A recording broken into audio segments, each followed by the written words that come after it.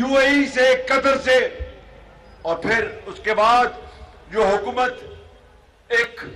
جھرلو election کے نتیجے میں لا کر بٹھائی گئی, اس نے اتنی بے دردی سے پاکستان کے سفارتی تعلقات کو تباہ کر دیا. میں خدا کی قسم گواہ ہوں, آپ کو میں بتاتا ہوں کہ چین کے ساتھ ہمارے تعلقات کو اس کو تباہ کر دیا اس حکومت نے. سعودی عرب کے ساتھ تعلقات کو تباہ کر دیا, دوسرے ممالک کے ساتھ تعلقات کو تباہ کر دیا,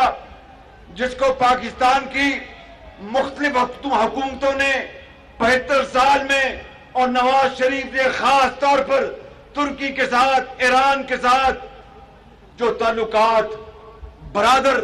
ممالک کے ساتھ بھائیوں جیسے تعلقات بنائے تھے, اس کو اس عمران نیازی کی حکومت نے برباد کر دیا. اور چین جس نے پاکستان میں $30 ارب کی سرمایہ کاری کی تھی, اس پر یہ الزام لگایا کہ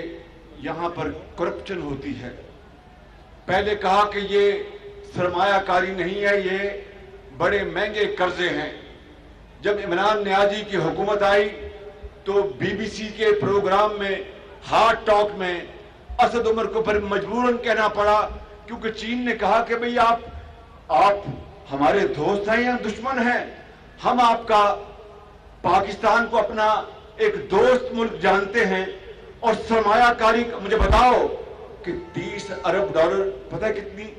کتنی رقم ہے؟ پاکستان کا جو ٹوٹل جو قرضہ ہے ڈالروں میں, اس کا تقریباً 1/4 چین نے سرمایہ کاری کی, قرض نہیں تھا. اور چین نے کہا کہ اگر آپ کو ہمارے سرمایہ کاری نہیں چاہیے, لوگوں کے لیے روزگار, صنعتیں, زراعت کے لیے,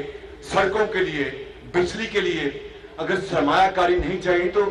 آپ کی مرضی ہے, مگر ہم پر الزام تو نہ دیں. اور قصور کے لوگوں, کھڈیاں کے میرے بزرگوں, بھائیوں اور بہنوں, آپ سب پاکستان کے دوسرے علاقوں کی طرح بڑے عظیم پاکستانی ہیں, مسلمان ہیں. فجر کی وقت آپ سجدہ ریز ہوتے ہیں اپنے رب کے حضور, اس کے بعد نکل جاتے ہیں اپنے دیہاتوں میں, جا کے آپ کھیتی باڑی کرتے ہیں. اور شدید گرمی میں, جس طرح آج شدید حبس ہے, شدید گرمی ہے, اور جس طرح جڑے ہوئے بیٹھے ہیں اور جوش میں ہیں, میرا آج آپ نے دل مول لیا ہے, مجھے آپ نے آج خرید لیا ہے, مجھے آپ نے آج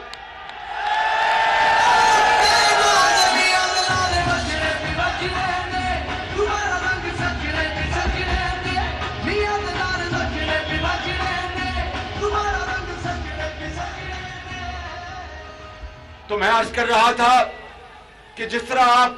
شبانہ روز محنت کرتے ہیں اور رزق حلال کماتے ہیں اپنے بچوں کے لیے, ان کی تعلیم کے لیے, علاج کے لیے,